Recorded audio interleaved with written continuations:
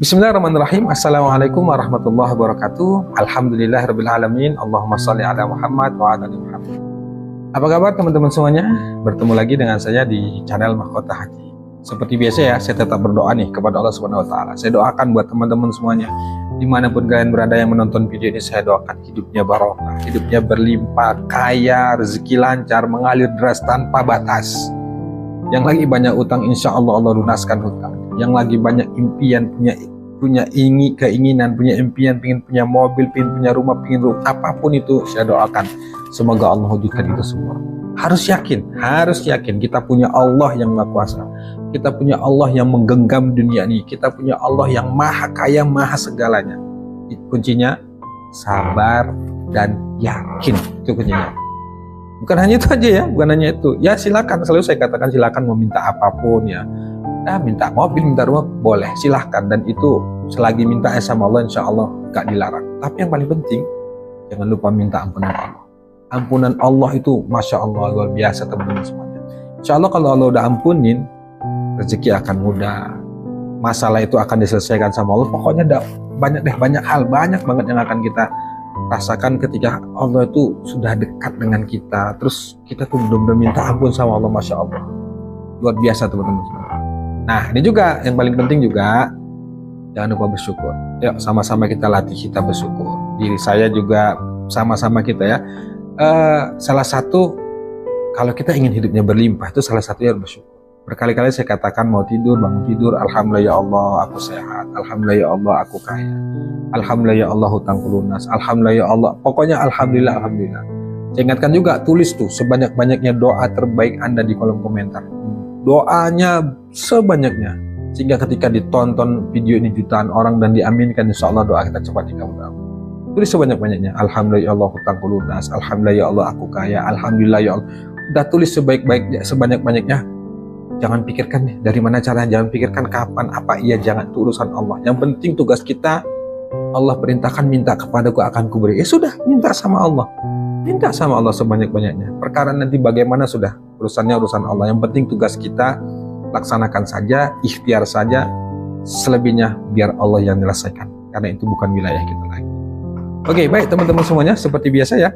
Sebelum materi yang ingin bergabung di grup Mahkota Hati, saya informasikan selalu ya. Mungkin ada teman-teman yang baru nonton video ini yang ingin bergabung di grup Mahkota Hati, silakan japri nomor yang tertera di bawah ini, itu nomor saya. Kita juga ada kelas online ya. Ini kelas online berkali-kali saya ingatkan buat teman-teman yang memang berniat ingin kita dampingi hutangnya sampai lunas, silakan ikut kelas online, dia berbayar. Dan insya Allah nih ya, kami atas izin Allah itu siap untuk mendampingin teman-teman yang memang ingin didampingin sampai hutangnya lunas. Di kelas online itu kan ada materi ya, materi rado, kemudian ada meditasi, pokoknya banyak deh, banyak. Di grup itu gratis ya, kita juga ada grup. Di grup itu juga saya selalu kasih materi, sering tanya jawab juga ya, bukan hanya terkait masalah hutang, banyak hal lah. Dan di kelas online juga gitu. Baik teman-teman semuanya, hari ini saya kasih jawab pertanyaan singkat aja. Ini pertanyaannya lagi-lagi itu aja sih, tapi nggak apa-apa lah, semoga ini ya sering diulang kan, insya Allah makin ingat ya, makin paham gitu. Yang bertanya saya tuh begini, Pak Ustadz, kenapa sih utang saya tuh sulit kali lunas? Kenapa sih utang saya tuh nggak lunas-lunas?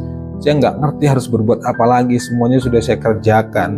Bahkan saya tuh datang ke kiai, datang ke ustadz, berbagai guru saya temuilah untuk minta doa dan segala macam, berbisnis, ikhtiar bumi sudah saya kerjakan, bisnis ini A, B, C, D sudah saya lakukan, tapi saya merasa kok hutang saya nggak lunas-lunas, justru makin bertambah.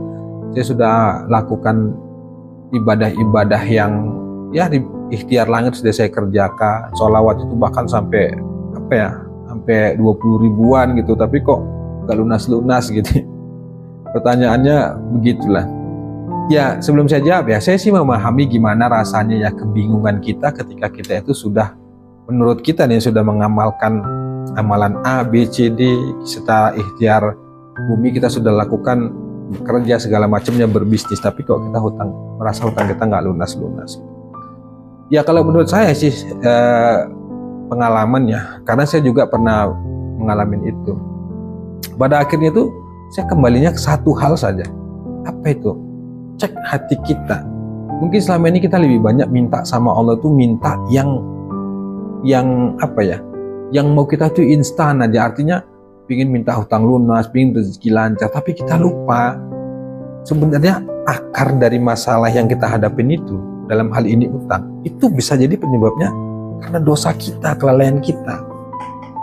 Bisa jadi ada dosa-dosa yang belum kita taubatin sama Allah. Makanya itu selalu saya katakan, buat teman-teman saat ini yang memang sudah mengamalkan A, B, C, D juga belum merasa ada keajaiban, saran saya, coba deh bener-bener fokusin minta ampun aja ke Allah. Bila perlu nih ya, dari saya dulu, catat tuh semua dosa teman-teman yang pernah dilakukan. Catat dosanya. Catat. Mulai dari yang kecil sampai yang besar. Tapi ingat ya, dalam mencatat dosa itu jangan tahu siapapun, karena itu kan aibnya, aib kita cukup kita dengan Allah aja yang tahu. Catat tuh, sama seperti saya dulu. Saya dulu bahkan overdosis amalan. Puasa saya kerjakan, bahkan puasa puasa Daud saya kerjakan gitu ya. Terus ibadah-ibadah tahajud, bahkan tuh mentok itu ibadah saya kerjakan. Masih mentok tuh sholat sunat saya kerjakan. Pokoknya benar-benar saya kerjakan semuanya sesuai apa yang disarankan guru-guru saya, ustadz-ustadz gitu ya, saya kerjakan. Tapi saya kerjakan tuh, saya merasa kayaknya kok nggak ada perubahan gitu ya. Akhirnya saya berpikir gitu, apa memang karena saya yang belum yakin, apa karena saya yang ibadahnya nggak diterima. Pokoknya banyak pertanyaan yang terlintas dalam pikiran, karena nggak ngerti harus berbuat apa lagi gitu ya. Belum masalah-masalah yang lain kita dikejar harus bayar ini, bayar itu, sementara kita juga fokus riado. Pokoknya guncang tuh pikiran gitu ya, karena saking kebingungannya. Nah, di dalam perjalanan itu akhirnya saya menemukan di titik akhir tuh, ya sudahlah ya Allah. Akhirnya saya memahami itu begini, toh semua ini milikmu ya Allah, toh semua ini keadaan ini engkau yang mengendalikan. Sudahlah ya Allah, mulai hari ini aku pasrahkan segalanya padamu, termasuk hutangku, semuanya itu hamba serahkan padamu. Hamba niat ingin minta ampun saja sama Allah. Saat itu yang saya lakukan. Makanya kan berkali-kali saya bilang tuh, saya pernah tuh dalam 1 bulan tuh nggak minta apa-apa sama Allah, cuma minta ampun aja. Selesai doa, selesai sholat tuh saya minta, ya Allah, jika memang semua kesulitanku ini disebabkan karena dosa dan kesalahanku, ampuni aku ya Allah. Ampuni ya Allah dengan segala kerendahan hati, dengan segala kehinaan, kehambaan diri ini ya Allah, tolong ampuni. Itu aja yang saya minta. Habis sholat 5 waktu, selesai sholat subuh, zuhur, asar, selesai doa, selesai sholat, saya doanya begitu. Apalagi selesai tahajud. Selesai tahajud saya nggak minta apa-apa itu, minta ampun aja sama Allah. Bangun 1 jam sebelum subuh itu bangun sholat tahajud, selesai tahajud tuh menunggu waktu subuh, saya istighfar aja yang banyak sama Allah. Sambil saya merenungin itu dosa-dosa saya itu tadi kan saya catat ya, dosa saya ajukan tuh ke Allah. Ya Allah, ini dosaku ya Allah, ini daftar dosaku ya Allah. Satu-satu saya sebut itu, ya Allah saya pernah begini, ampuni, ya Allah saya pernah melakukan ini, ya Allah ampuni, ya Allah. Itu yang saya lakukan. Karena nggak ngerti lagi ya, tapi alhamdulillah ketika itu yang saya lakukan ternyata di luar dugaan saya. Artinya beda yang saya rasakan ketika saya tuh minta lunas utang, minta kemudahan rezeki, minta bla bla bla banyak. Ketika saya mengamal mintanya begitu dengan minta ampun saja, rasanya beda teman-teman. Bedanya tuh begini, dalam ketika saya meminta lunas hutang, minta rezeki lancar, ada kemelekatan dalam pikiran saya. Kapan sih kok nggak dikabulin? Kapan sih ini berakhir? Kapan sih, dari mana sih? Apa iya sih? Walau nggak terucap dalam lisan, tapi pikiran saya itu melekat, terbayang dengan hal-hal itu, terpikir dengan hal-hal begitu. Apa iya ya? Apa bisa ya? Itu yang muncul saat saya berdoa dengan meminta. Tapi ketika saya berdoanya itu minta ampun sama Allah, artinya saya serahkan semua urusan saya sama Allah, saya lepasin ke Allah hutang itu, kemudian semua masalah, semua impian itu saya serahkan ke Allah. Saya nggak pikirin itu lagi, saya yang hanya pikirin itu gimana Allah ampunin. Saya benar-benar menikmatin ibadah saya. Justru saya merasa lega, justru peluang-peluang itu, keajaiban-keajaiban itu makin datang. Makanya semalam tuh saya baru upload video itu ya, lepaskan saja hutangmu, pasti ada keajaiban. Itu pengalaman saya. Itu yang memang saya, karena ini kan pernah saya bilang bahwa saya riado itu mau kenal ilmu riado itu dari tahun 2012 ya, dari tahun 2020 saya sudah riado. banyak dalam perjalanan riyadhah itu kan banyak hal yang saya alamin ya. Termasuk itu tadi kisah yang saya jelaskan tadi, bahwa saya itu mabuk amalan ini itu, tapi saya merasa kok enggak juga gitu. Itu tadi yang saya bilang, kalau kita terlalu memaksa harus sesuai dengan keinginan kita, siap-siap kita akan ya kadang-kadang kecewa, kadang-kadang itu yang saya alami. Karena saya dulu kesannya tuh mentang-mentang sudah tahajud, banyak sholawat, seolah dengan percaya diri secara nggak sadar itu memaksa Allah tuh harus nurutin sesuai dengan keinginan kita. Itu yang saya rasakan dulu. Tapi ketika saya ngamalin istighfar tuh ya, minta ampun aja sama Allah tuh, Masya Allah saya benar-benar memasrahkan sepenuhnya sama Allah ya. Ya terserah deh mau diapain, yang penting tetap ikhtiar, tetap seperti biasa ya, melakukan aktivitas seperti biasa, kerja, beribadah. Cuma saat itu memang lebih saya tingkatkan ibadah ya, ibadah ikhtiar lang itu saya lebih tinggikan dibanding ikhtiar bumi. Ikhtiar bumi itu ya tetap saya lakukan, tapi saya nggak memaksa kali seperti sebelumnya. Alhamdulillah tuh jalan tuh mulai kebuka, ada saja jalannya. Berbeda halnya dengan ketika itu ya saya mintanya hutang lunas, tak rezeki lancar, amalkan ini dan ini.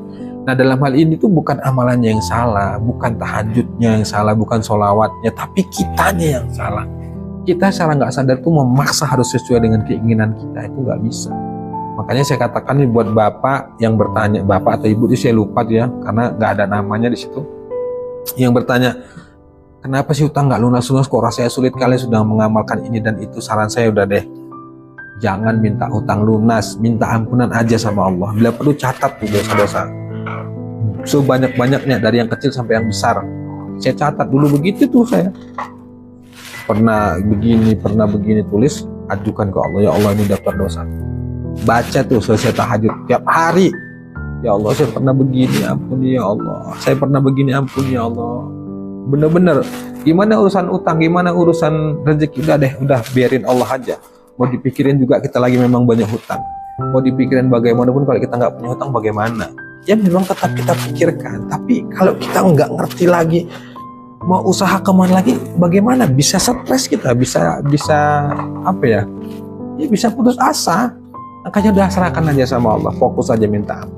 Insya Allah teman-teman semuanya, kalau itu yang kita lakukan, nanti Allah akan buka jalan. Itu sih pengalaman saya ya, mohon maaf ya teman-teman semuanya, itu pengalaman. Jadi ya mau dipakai emang namanya kita sharingkan. Saran saya ya begitu. Yang penting sabar dan istiqomah, itu aja kuncinya. Biarkan Allah yang menyelesaikan, biarkan Allah yang mewujudkan dengan caranya. Kita lakukan saja yang terbaik, lakukan ibadah yang terbaik, istiqomah. Selebihnya wallah alam, terserah Allah. Semoga bermanfaat. Wassalamualaikum warahmatullahi wabarakatuh.